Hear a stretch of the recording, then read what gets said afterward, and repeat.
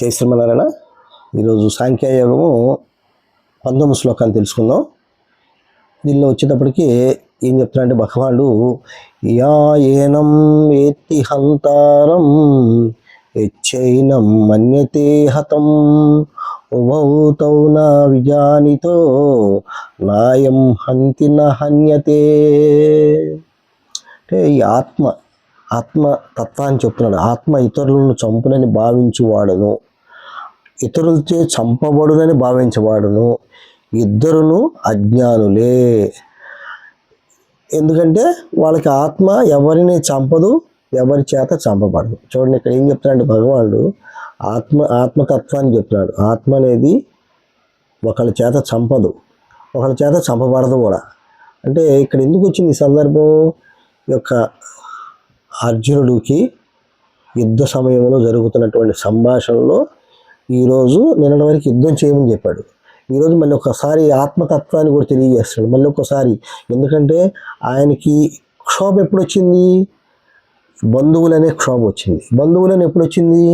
ఈ శరీర వ్యామోహం ఉండటం వల్ల బంధువులు, నా గురువు, నా పెద్ద తండ్రి, తాత, వీళ్ళందరూ నా అన్నదమ్ములు, నా బిడ్డలు, ఇలా ఎప్పుడైతే ఈ శరీరముతో బంధుత్వాన్ని కలుపుకున్నాడో అప్పుడు ఏం చెప్తున్నాడు? శరీరము అశాశ్వతము అని ముందే మనకు చెప్పుకున్నాం. ఇప్పుడు ఏమంటున్నాడు? ఈ ఆత్మ కూడా ఒకవేళ చంపబడిద్దేమో అనుకుంటున్నాడేమో. ఒకవేళ ఆత్మ ఇది చంపబడదు, ఒకళ్ళ చేత చంపదు కూడా. కాబట్టి ఈ రెండు కూడా చంపబడదు. కాబట్టి ఇలా ఎవరైతే ఆలోచిస్తారో, ఆత్మ కూడా చంపబడుతుంది అని ఆలోచిస్తారో వాళ్ళిద్దరిని కూడా అజ్ఞానులు అంటున్నాడు. అంటే ఇక్కడ ఏంది? భగవానుడు కొద్దిగా ముందుకెళ్ళి ఆత్మతత్వాన్ని బోధించాలని చూస్తున్నాడు. అంటే ఆత్మ ఎలాంటిదంటే శాశ్వతం. ఎలాంటి శాశ్వతం?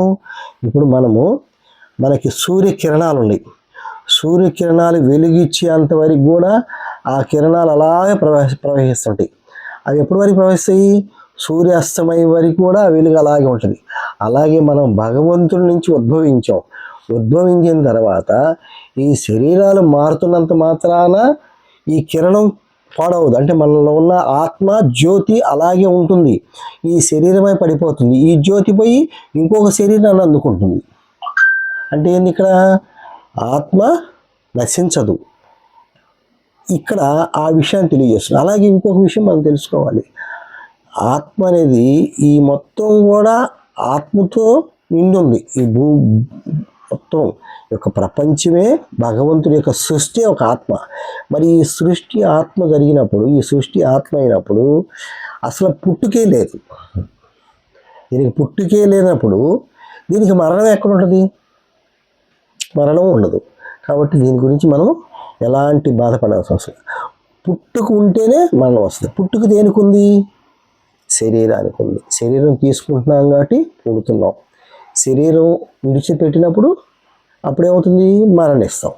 కాబట్టి ఈ మధ్య జరిగేది శరీరం మార్పే, కానీ ఆత్మ శాశ్వతం. అది ఎప్పటి వరకు అని అంటే ఒక మహాప్రళయం వరకు.